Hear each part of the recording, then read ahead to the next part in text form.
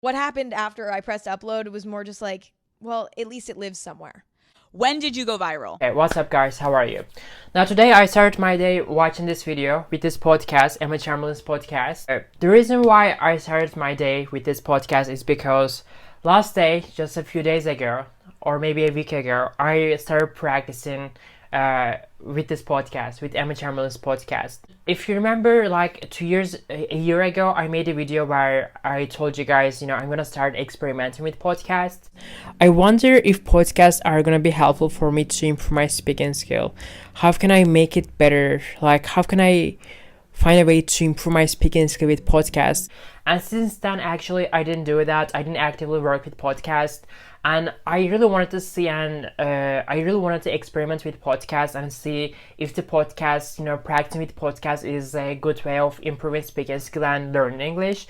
And recently, actively, every single day, I've been practicing with podcasts alongside practicing with normal people. I'm not gonna document a day in my life where I practice with podcasts. We're not gonna do that. The reason why I wanted to start my day with this podcast is because just a week ago, when I first started practicing with this podcast, this is a 48 minutes long podcast, I felt so anxious. I felt so overwhelmed, and I felt like, oh my god, I'm lost. I was like, I don't know what I'm doing. I don't know how to practice English with this podcast. I felt so overwhelmed, so scared. I was like, okay, I guess I will fail to practice with this podcast. And then all of a sudden, one advice that I shared in this video, in one of my videos, came to my mind. All of a sudden, I remembered the first time that I started learning English with friends, like 6 years ago. I was a beginner and I was so scared, and I didn't know how to learn English with friends and with TV shows. Let's say you learn English with Friends, okay? You learn English with the script of Friends. This is the second episode from Friends, from the first season. Friends is like 20 minutes long, right? 22 minutes long, right? When it comes to learning English with TV shows or whatever material that I learn English with, I was breaking down every single episode, 5-6 different parts, which I call the cycle method. Let's say you start working on this episode. What you need to do is always, you need to break the episode into like 5-6 different parts. What I mean by that is, for instance, today you're gonna practice English for like 2 hours, okay? You're gonna spend 2 hours practicing with friends. And what you're gonna do is, guys, look at this. This is the opening line. What you guys don't understand is, for us, kissing is as important as any part of it. Yeah, right. You serious? What you guys don't understand is, for us, kissing is as important as any part of it. Yeah, right.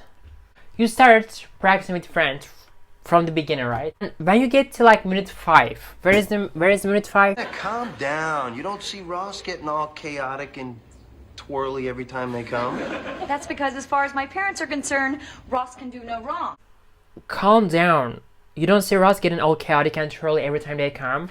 So this is minute 5, okay? You work on this 5 minutes, and when you get to minute 5, you don't keep practicing with the rest of the video. Like, you don't continue to minute 6 or minute 7 or minute 10. You stop the video right here. You stop practicing right here, and you go back to the beginning, to the very beginning of the video, and you start all over again. So basically, you only work on like the 5 minutes of the video today, and you work on this 5 minutes of the video for like 2 hours. As much as you possibly can, okay? But you only work on like the 5 minutes of the video. So that is the secret of not getting overwhelmed, because this is how you can make the progress. Basically, this is how I was practicing 6 years ago with friends. So this is, for instance, 48 minutes long video, right? When I first started practicing with Chamberlain with this podcast, I was like, oh my god, I feel so overwhelmed. Like, I don't know how to finish this podcast. Like, I don't know what to do. Like, I feel so anxious, overwhelmed. I feel so lost. All of a sudden, I was like, I don't know what I'm doing. As you can see, guys, this is the script of this podcast. And So my first question for you is, you don't do interviews. here it is. My first question for you. You don't do interviews, and why are you here? Now, I started practicing from the very beginning, obviously. And I only work on the 5 minutes of this podcast per day. For instance, when I got to minute 5 right here, And I was very bored a lot of the time. and I was very bored a lot of the time, And this is where I stopped. I worked on this 5 minutes for like, you know, an hour and 30 minutes, and that was it. When I got to here, when I got to this line, and I was bored a lot of the time, I stopped here and I went to the beginning. So this time I was practicing. Obviously, guys, I'm gonna document my way of learning English with this podcast in upcoming days, but not today. So basically, what I wanted to remind you that learning English always feels like so scary because it feels like endless. There is so many words that you need to learn, and not only you need to learn those words, but there is also so many words that you need to learn the pronunciation of those words, and you need to pronounce words properly while you're speaking English. You're drowning. It feels like you're drowning in this ocean. So I got this feeling. I remember I got this feeling. I had this feeling. I felt that way when I first started learning English. So this is why I was always breaking the episode into like 5 or 6 parts. Like I was always working on the like 5 minutes of the episode. Guys, you know that I've been practicing with normal people and I didn't stop practicing with normal people. I want to say something. I'm gonna directly insert a clip from my last studies with normal people. So this is a clip from my last studies with normal people.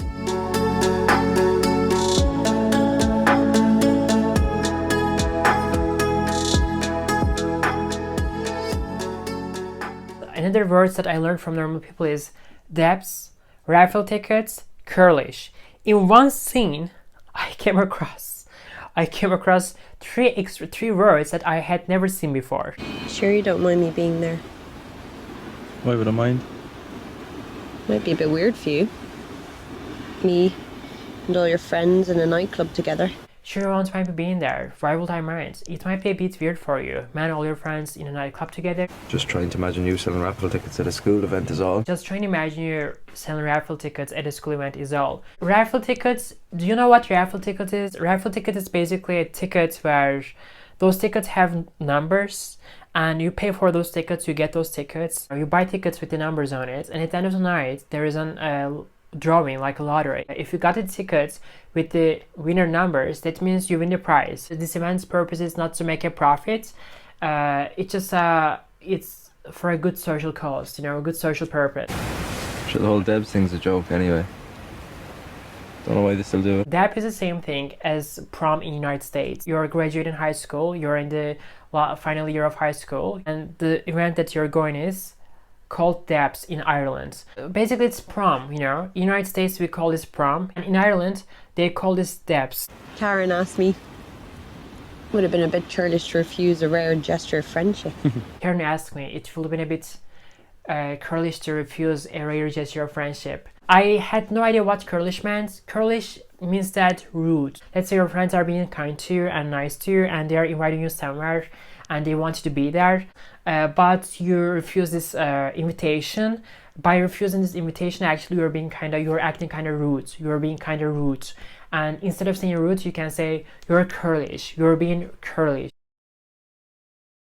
Is there anyone you have a crush on in school? Is there anyone you have a crush on in school? Have a crush on? Network. I remember this expression from, again, Friends. You know, I had a major crush on you. When I was in high school, I had a major crush on you. Maybe you didn't know that, but when I was in high school, I had a major crush on you. I knew. Oh, you knew. Like, I remember this scene. You know, you probably didn't know this, but back in high school, I had a major crush on you. I know. You did? Oh, okay. No, I actually think you should. It's the only subject you really enjoy, and you spend all your spare time reading. No, I actually think you should. It's the only subject you really enjoy and you spend all your spare time reading. It's the only subject. Major, for instance, major subject. I remember major from Ross, from Friends. Everyone's telling me you gotta pick a major. You gotta pick a major. So, on a dare, I picked paleontology. I'd like to speak today on the subject of humility.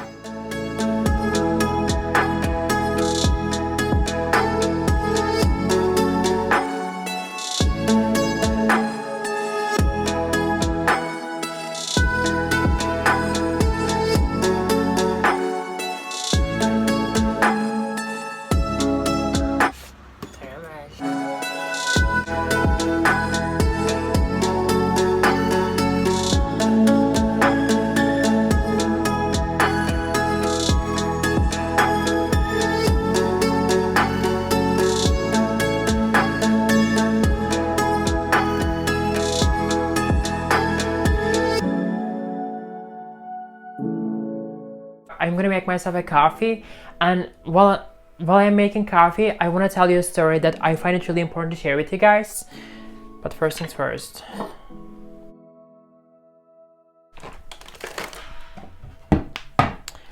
Okay, now while waiting for the coffee, I want to tell you this story. 6 years ago, I was going to university, obviously, and every time in order to go to university, I would always take the subway, I would always take the train. One day, I'm on the subway and I'm in the train, so I'm standing and I am holding to these hangers, okay? And then there are two guys in front of me sitting, okay? They are two friends and they're like in their mid-20s, I guess.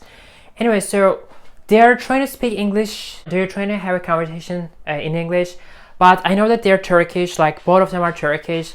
One of them speaks English really good, the other one is really terrible at English. But the thing is, the guy who speaks English well was like trying to force his friend to speak English. Let me tell you this, his friend was trying to speak in Turkish because I could see that he was constantly thinking in Turkish. Anytime he wanted to say something in English, the first word that was coming to his mind was Turkish. Let's say he wants to say, I don't know, like flag, okay? The word that directly came to his mind was Turkish word flag for it, bayrak.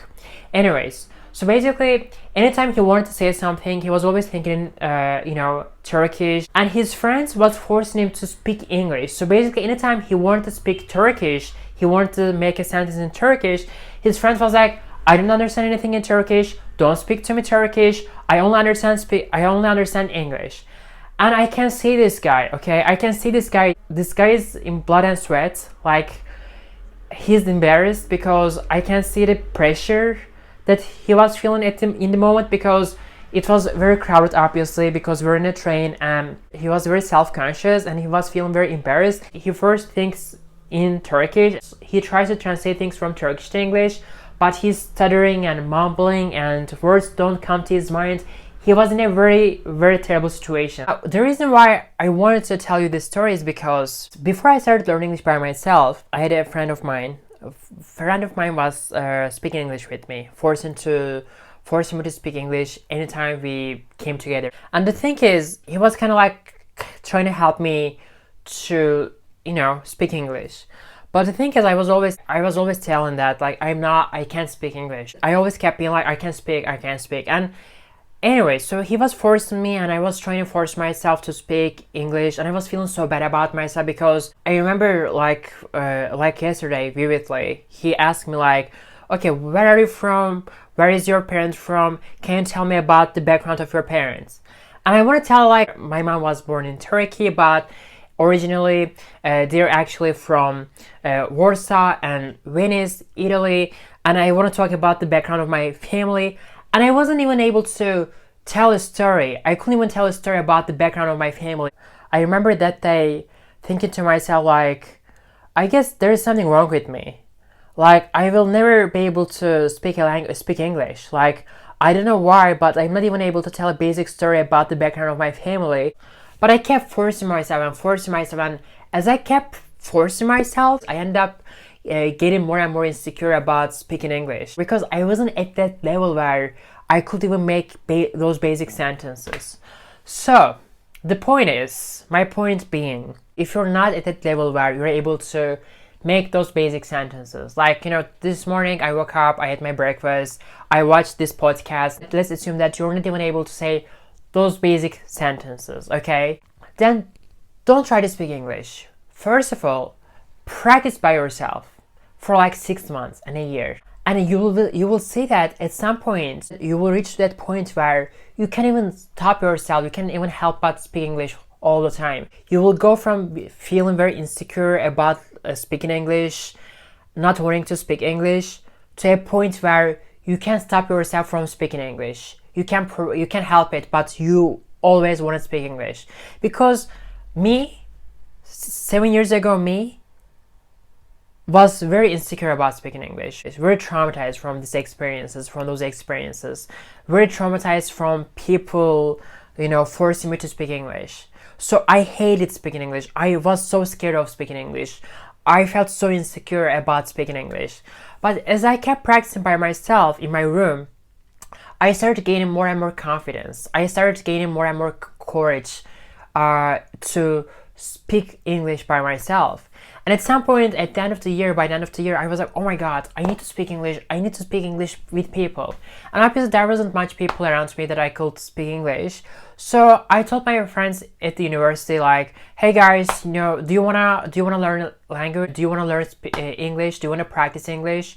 And I told one of my friends, we could practice English for free. Like, I could help you speak English for free. And I started voluntarily helping them so that we could have conversation in English, and I could help them speak English while practicing my English. So some people might be very fine about going out into the world and interacting with people and speaking English, speaking another language with people. But there are people like me, and I am pretty sure there are people also out there. Some of you might have gone through this situation, gone through this experience where you feel so anxious, you feel so scared to speak English, you feel so overwhelmed, or like you feel like you're not able to speak at all. And that's okay. Just because you're not able to speak English right now doesn't mean that you're not going to be able to speak English forever. So, but as I said, give yourself time, practice by yourself first. If you're so scared to go out into the world and interact with people in English and force yourself to speak English, just wait.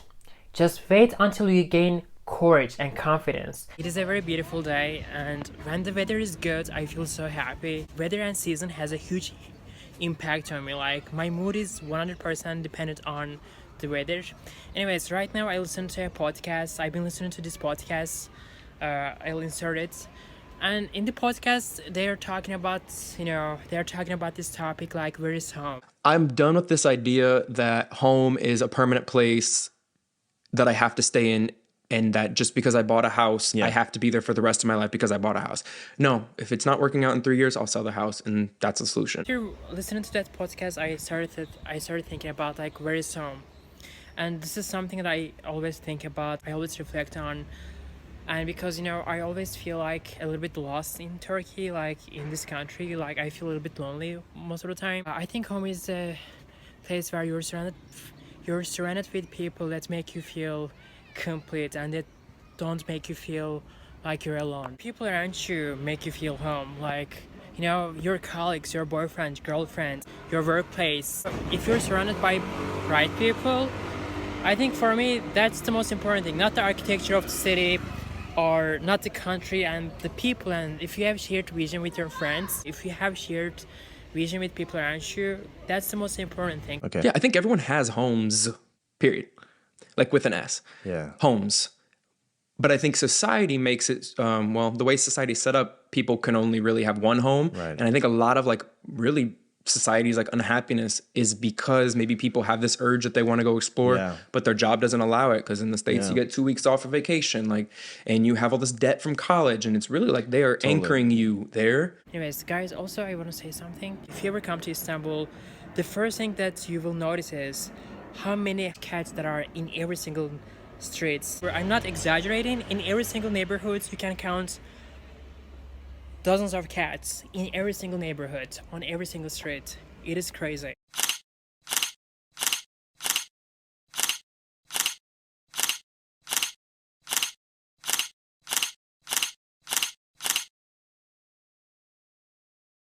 I want to ride a bicycle so bad, but in Istanbul, riding a bicycle is very dangerous. Even walking the streets of Istanbul is very dangerous, because there is no rule, everybody's all over the place. Okay, I want to talk about how to improve listening skill, guys. For instance, even for that, I would want to go to Europe and just ride a bicycle, on the streets freely, without having a fear of getting run over by a car or motorcycle. I want to go to a country where I can ride a bicycle all day freely. Guys, that every single night I watch something, while I'm having my dinner. I want to tell you guys something here. I feel like the great way to measure your English level is to talk about movies. What I mean by this is, for instance, when I think to myself, when someone asks me, like, what is this movie about?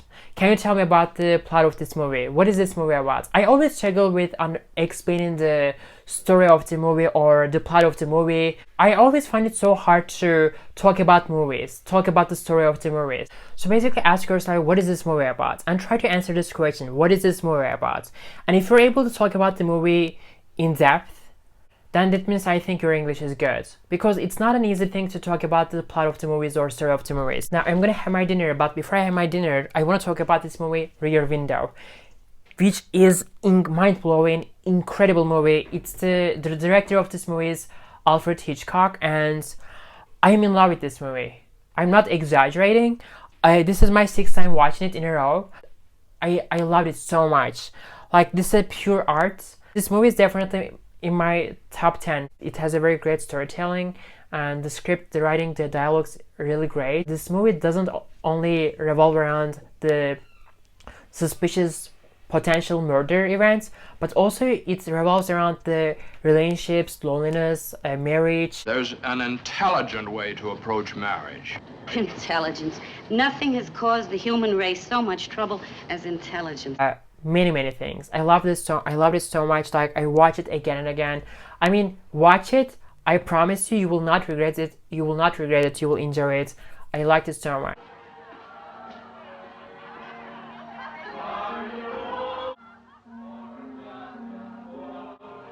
Look.